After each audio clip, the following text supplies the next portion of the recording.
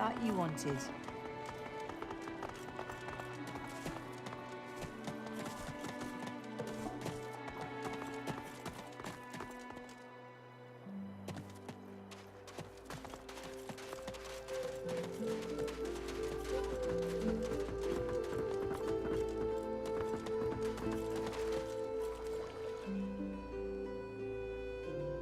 Is it not enough that you travel with me? Must you speak too? Go on then, bark away. Let's see if we can find any method in it. Well, I thought a brief swim in the sea, lying in the sun for a while, and maybe read a nice book. Or perhaps, and this is just a thought, we could find my mask and escape this wretched island. The Mask of the Shapeshifter? In my time, it was nothing more than a novelty. A toy, really. I crafted one for my child once. She spent the day trying to convince me that she was her mother, even though the face I used looked nothing like her. Of course, now that toy could be the difference between life and... well, it makes a difference.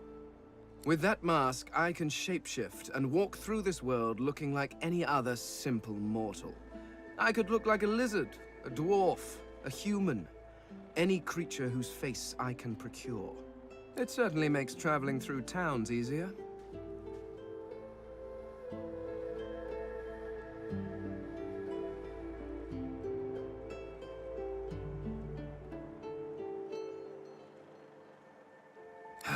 Trust you bloody-minded beasts to turn a child's trinket into a wicked purpose. People like you are the reason it must be recovered. I am using the mask to keep myself safe from the violence of this world. Who knows what evil it could do in the hands of some mortal witch. Fear? Please. Why would I fear these creatures? It's a practical choice, nothing more. Moving through this world is so much easier when you don't have to lecture some torch-wielding lunatics on the dangers of an open flame. Oh, it's quite simple. One just acquires a face, a source orb, and combines the two to make a face mask. Combining several of these single face masks along with a source orb will produce a mask of the shapeshifter. Frankly, I'm amazed everyone isn't doing it. Oh, of course there are. How many hundreds of thousands of you people have died over the years? Almost all of them seem to have been disposed of while still wearing perfectly serviceable faces. It's a terrific waste. Still, without the proper tool to remove the face from a corpse, I cannot take advantage of the many cadavers you're providing. So if you happen across anything that seems capable of ripping a face off a body, please do let me know. Oh, I think of them as little as possible. As much, I imagine, as you think of gadflies that buzz about you. Not that there is anything wrong with you, of course, just that you're, well, not all that impressive.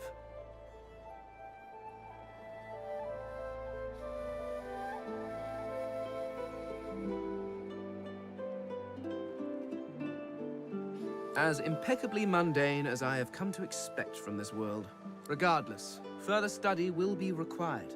In fact, the skeleton pulls a notebook from his robes and starts scribbling. After a moment, he pauses and looks back to you. Sorry, do carry on. Just act as you do in your natural environment. Simply pretend I'm not here. Go on then, bark away. Let's see if we can find any method in it.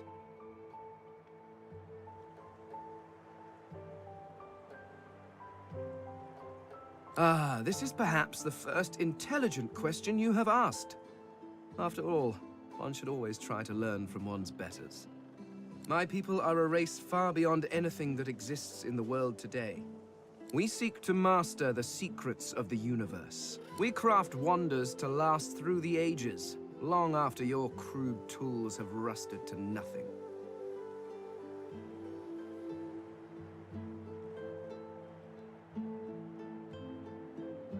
I do not know. There are rumors that some have been found at the Black Pits, an oil field on Reaper's Coast. I was trying to uncover the truth when I was waylaid by these Magisters. But wherever the artifacts of my people are, I will find them. We have not simply vanished into thin air. There is a great variety among our people. Some are tall and lithe, others short and muscled. Some come in a variety of eye-catching colors. Others you can barely see at all. This is what makes you such an abomination, you see. You almost look exactly like every other human out there, just as every lizard looks like every other lizard. Walking through this world is as repulsively bland as staring at a wall for a century. After a while, the very sight of you disgusts me. No offense, of course. No. No, I should not. Not yet. Not until I know what truly befell my people. And, after all, I am still here, despite the Voidwoken's best efforts. Ignorant! I dare say I have a better knowledge of this world than any creature living in it. Oh, I may be missing some social mores or be unaware of what king waged which war, but why nitpick? Waiting for a letter is tedious. What I have gone through is torture. Your history is an interminably dull list of mortals that were born, achieved nothing of worth, and then died. Certainly one may have expanded his kingdom, or another invented some way of pickling fish, but what does it matter? Where will your kingdoms be in 100 years? In 1,000? They will all be dust, along with each and every one of your great heroes.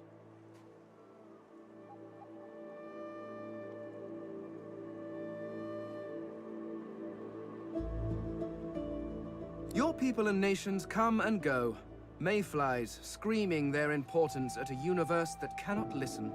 But the universe is always there. The laws that govern your states change over centuries, but the laws of the world... Even when my people walked this land, a dropped apple still fell to the ground. I have yet to see the mortal king that can decree all apples must fall up from their trees, or order fire to produce cold instead of heat. No. These laws stretch to infinity. Understanding them lets you understand the world. That is knowledge worth having. Everything else is arguing over who has built the prettiest sandcastle as the waves creep closer.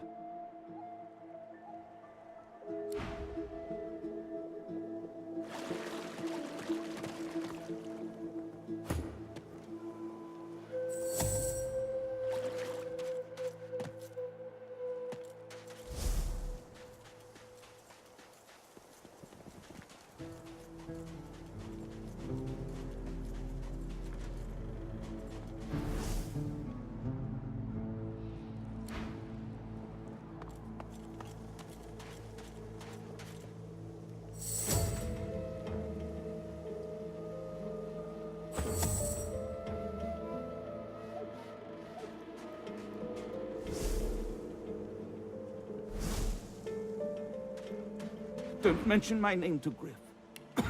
Please.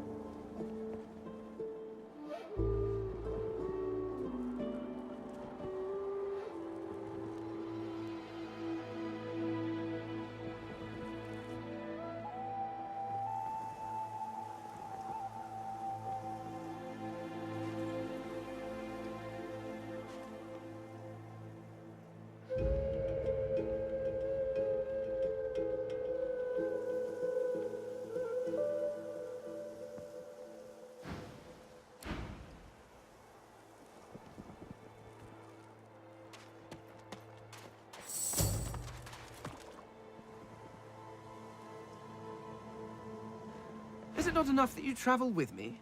Must you speak too? Go on then, bark away. Let's see if we can find any method in it. Well, I thought a brief swim in the sea, lying in the sun for a while, and or perhaps, and this is just a thought, we could find my mask and escape this wretched island. Are you certain you want to dismiss your companion? Yes, I can imagine it might be somewhat difficult for you to forever be in my shadow. Go on then, play in the sun. I have actual work to do.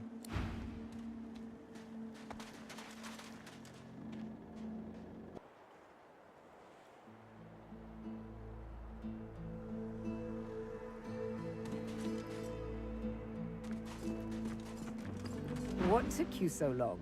I'm ready to take up arms if you are. You're not quite certain you'll ever sleep soundly with Sabine in any sort of proximity, but at least she's on your side, for the moment.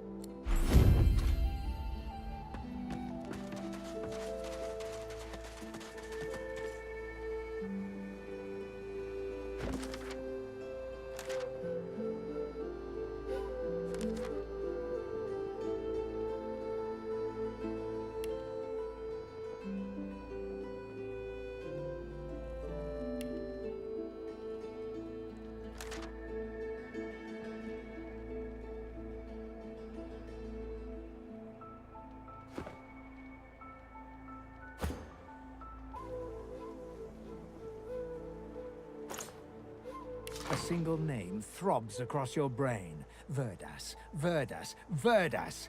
He must escape. He cannot die here. He cannot!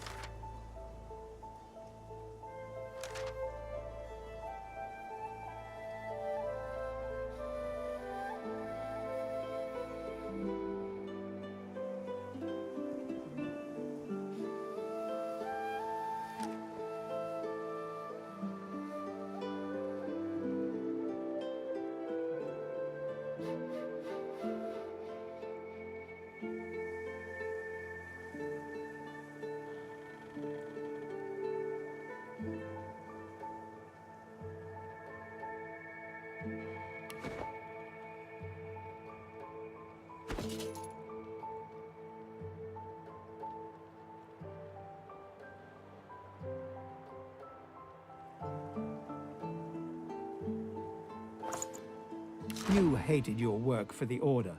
You wanted to be a stonemason, marry the baker. You still dream about it every night.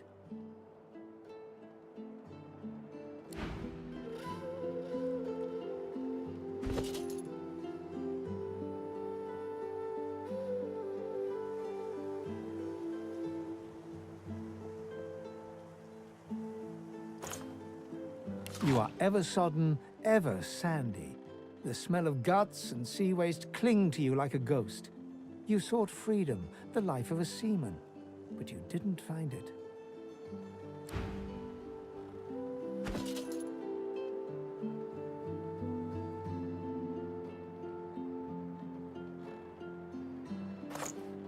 Looking around Fort Joy, you feel excited.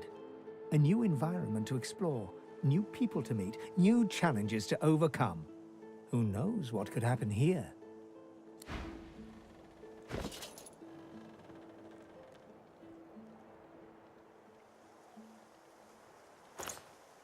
You cover your face with your hands. You've just heard the news. The elven homelands have been destroyed by death fog. It was your order who did it. How can this be?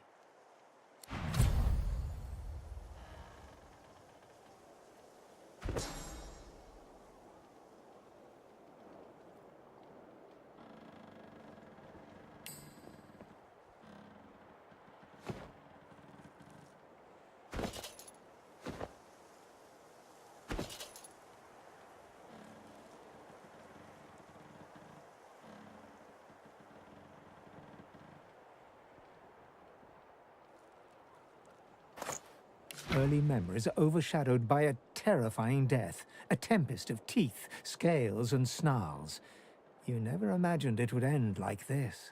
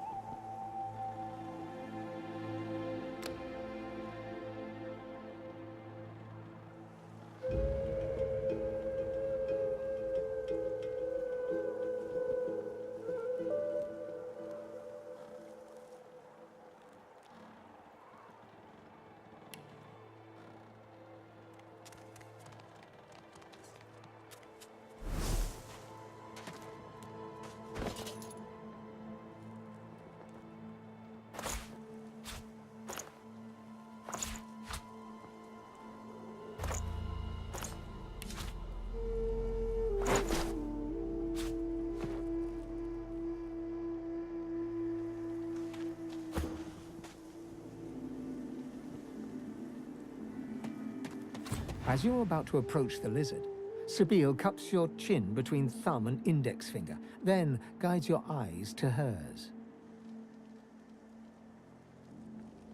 Listen, I need to have a chat with this here morsel of flesh. He has wronged me once, but may just do right by me this time. To your surprise, Sabine proceeds to throttle the unsuspecting lizard with one hand as she drives the tip of her needle into his lower belly with the other. Then, the questions commence. You hear him yelp about the Master, lone wolves, and a man called Griff. Then, quite suddenly, there's blood everywhere as Stingtail falls to the ground, face first into his own intestines. Sabine heaves a sigh of satisfaction, and as she wipes her needle clean, shoots you a cursory look. Chat's over. Demon elf! How dare you strike down a dreamer? Such is my prerogative, Prince. And doubly so, my pleasure.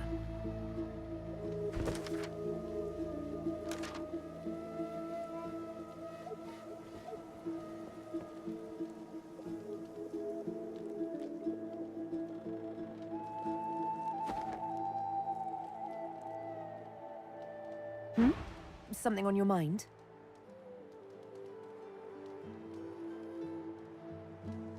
It's simple. He scarred me, so I scarred him. Extensively. She defies you with devilishly innocent eyes. Can you blame me? There it is. I was wondering when your spying would make an appearance.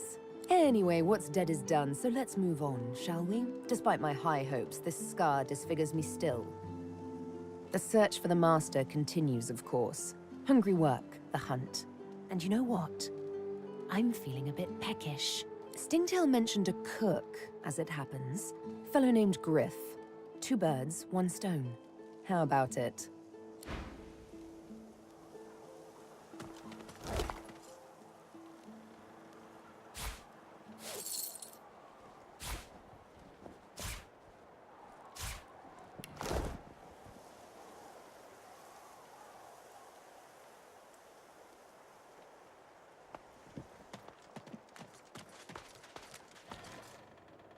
Your eyes brim with inquiry, so ask.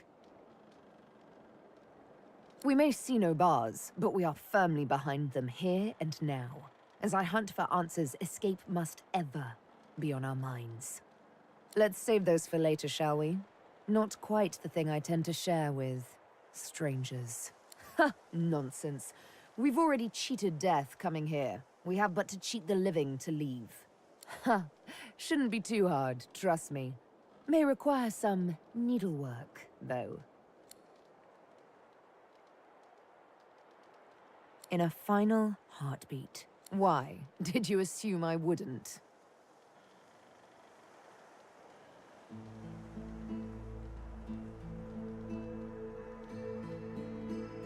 The only thing that springs eternal is blood from gushing wounds. And water from springs, of course, and flowers from the ground, but you catch my drift. One must cull to cultivate. Huh, hardly. I walked up to the quay, asked for the ship to Fort Joy, and declared myself a sorcerer.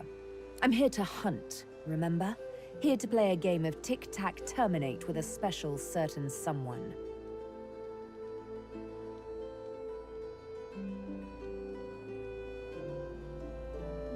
My. I did get you all worked up, didn't I? Afraid you won't be able to sleep tonight.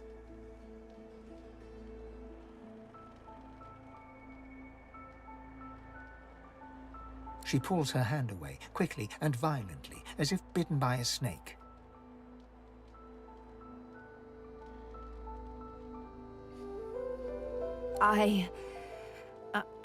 I'm sorry. I don't know why I did that. I suppose I'm a bit skittish from time to time. Skittish like a cat that's seen too much unkindness. You see, there's triplets in my mind. The woman I am, the woman I must be, the woman I long to be. Like all sisters, they do tend to be at odds with one another. From time to precious time.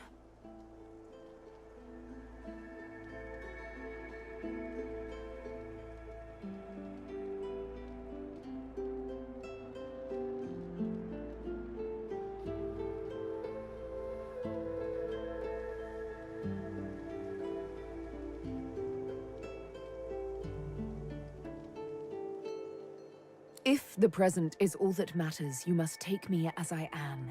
Sunshine and shadow, both. You can see what I can do. What comes as easily as a morning's yawn or a rush of blood in the presence of beauty. This, you must accept.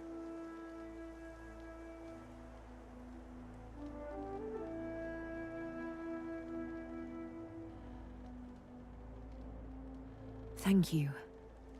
How romantic a concession, to let a woman kill when she so pleases.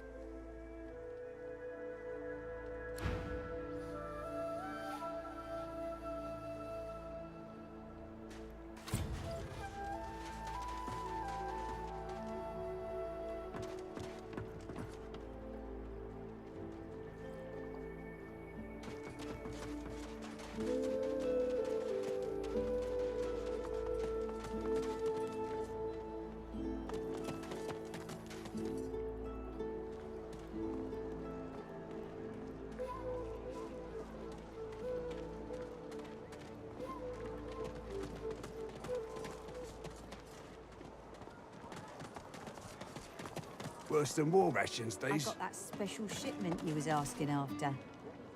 Sabine gently places a hand on the small of your bag. Her mouth reaches your ear with a whisper. Let me have a word with the gentleman, would you? I've a little clue to follow up on. Sabine steps forward and asks Griff the cook about the lone wolves. A dead little birdie told her he's the man to talk to. A little back and forth ensues. Money crosses hands, and before you know it, Sabine stands back beside you, all smiles. Thank you. We should make good on our escape, you know. I have to see a man about a wolf in the hollow marshes. Naught but a whelp in skillful hands, I'm sure. Zalaskar's his name. A name for the taking, if it comes to that. Here's the goods. That you wanted. Got it?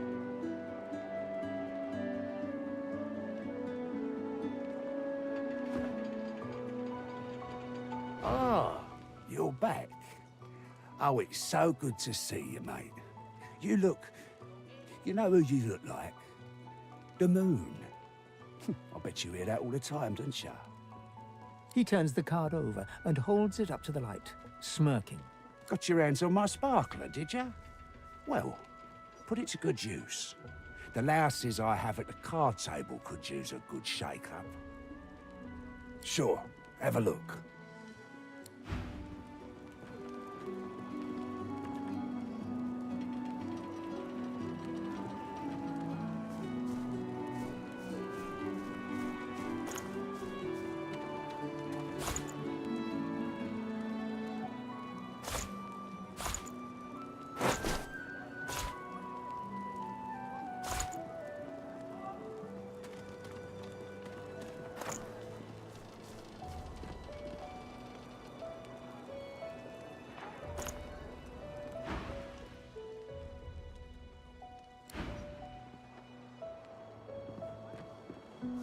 Still on your feet, eh? Glad to hear it.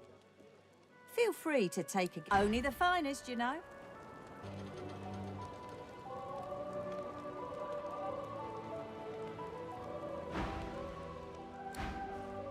Ain't fit for beasts.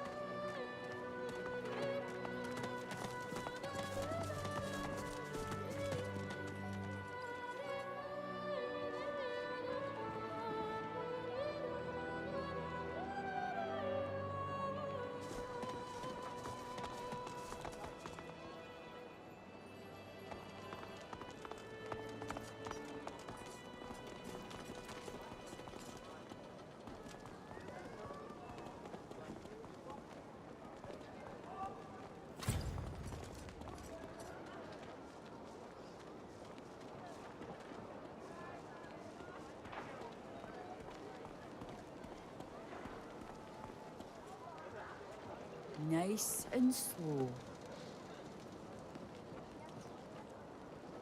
Ain't fit for beasts. She smiles and gives you a long, meaningful look.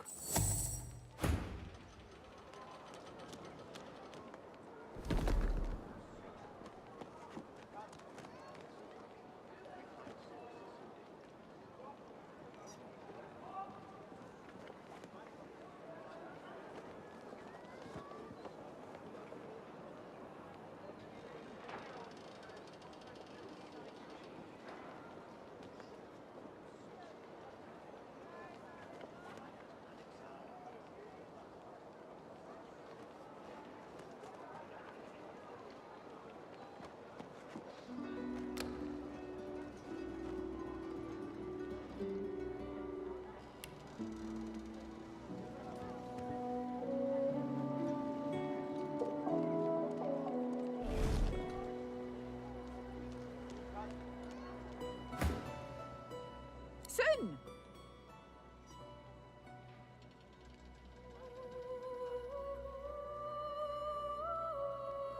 Her eyes flutter. She answers in a low voice. Can't change that now, I'm afraid. No matter how much I want to. And oh, do I want to.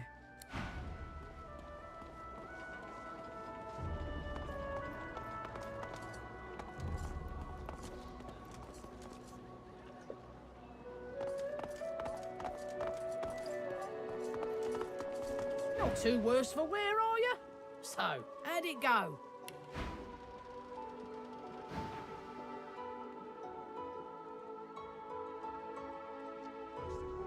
Don't get too chuffed now. Long way to go yet. Did you speak to the burnished one?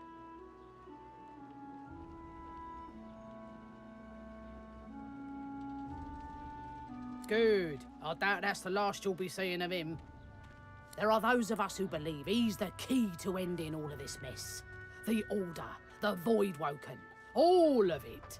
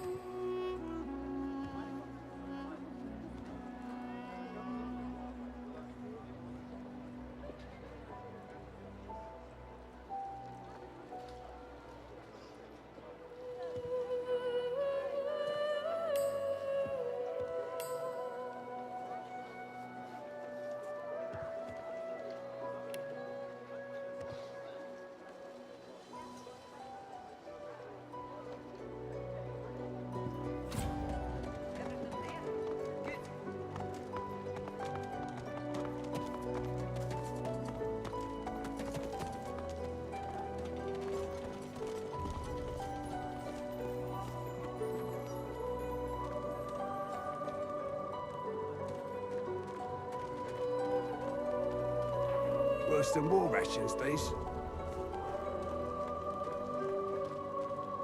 She smiles and gives you a long, meaningful look. Soon!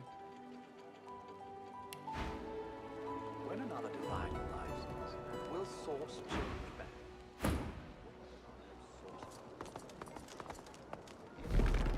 We find sources so dangerous.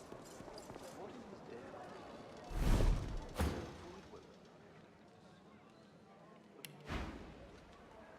When another divine arises, will source change back? Worse than war rations, these. Why hasn't Alexander?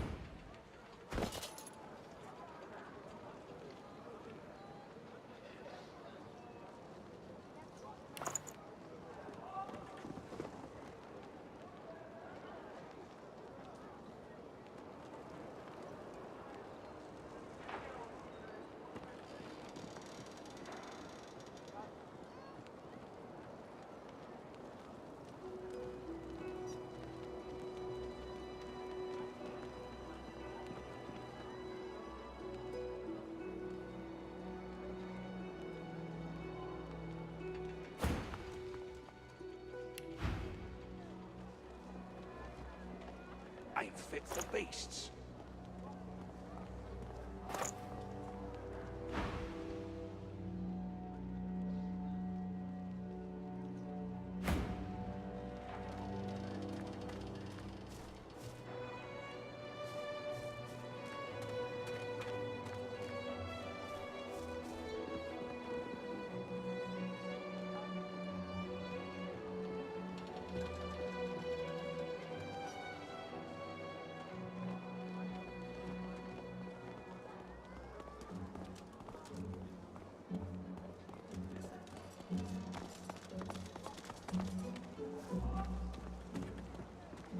Perhaps if those bleeding dwarves didn't eat so much.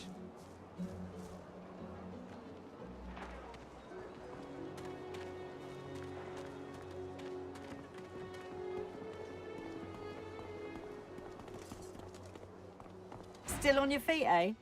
Glad to hear it. Feel free to take a gander at the stock, if you're so inclined.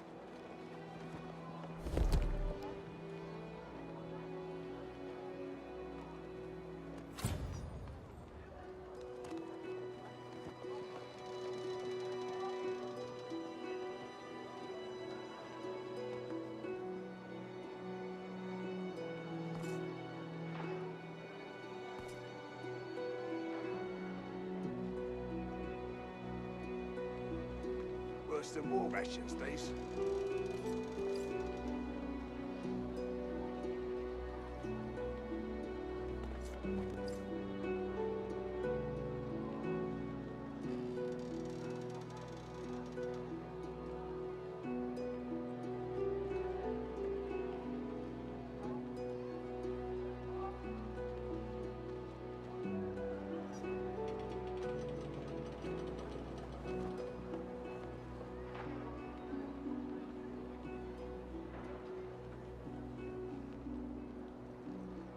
Perhaps if those bleeding dwarves didn't eat so much.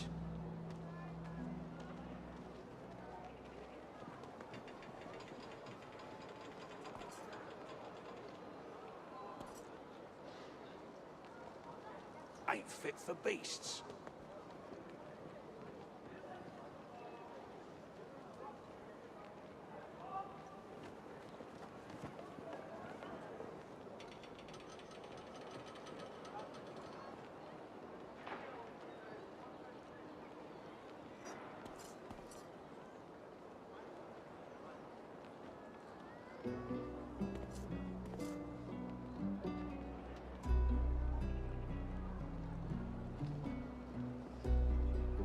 Perhaps if those bleeding dwarves didn't eat so much.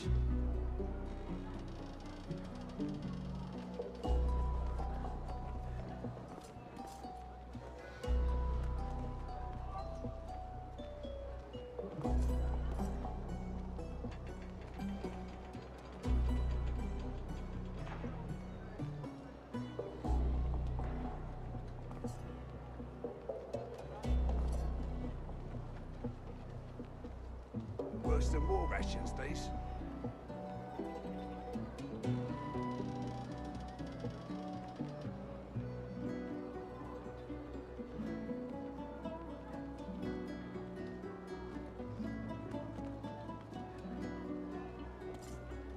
Worse than war rations, these.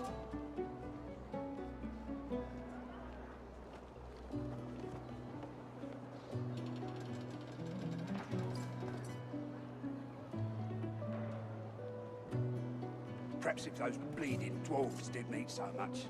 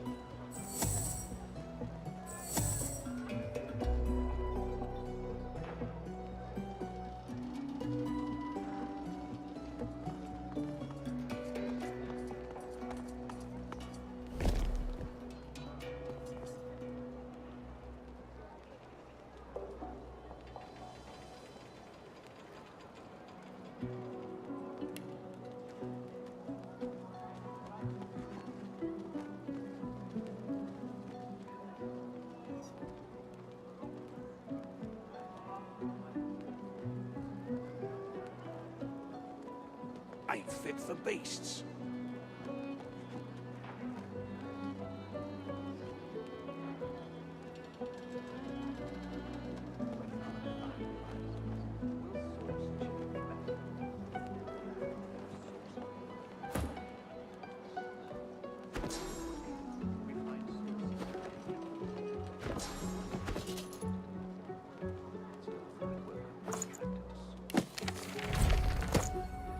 Some more rations, these.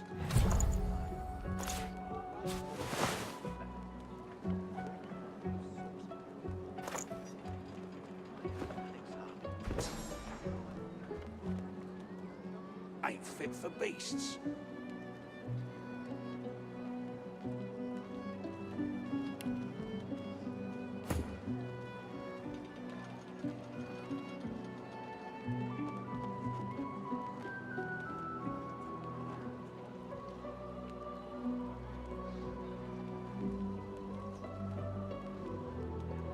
Ain't fit for beasts.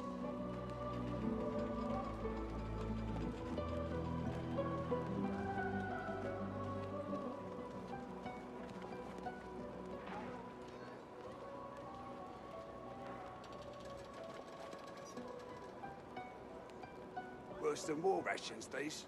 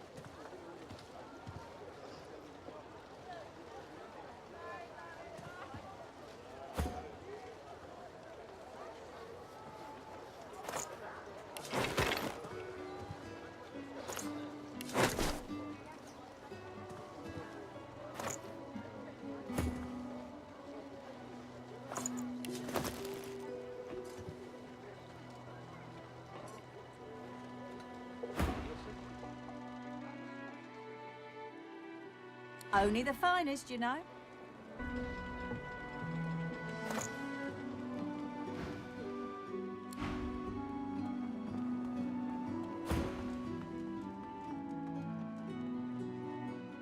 I know what you mean. Perhaps if those bleeding dwarves didn't eat so much.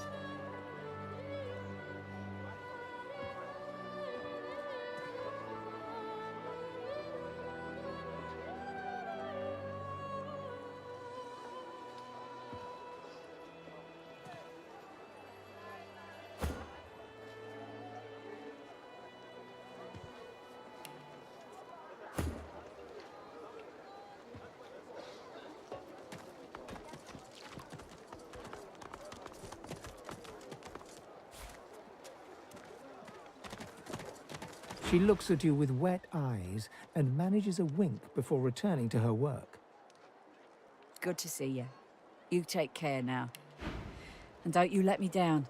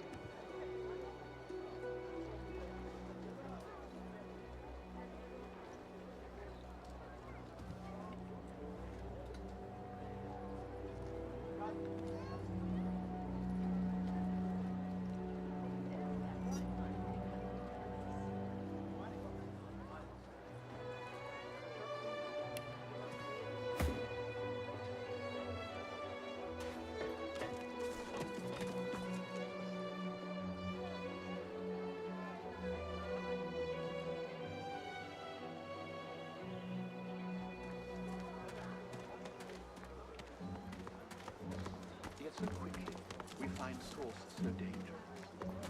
What it is death? So voidwoken are attracted to source. But why? So, what's the news? Will source change back? What if there are no source of them? And why hasn't Alexander risen yet?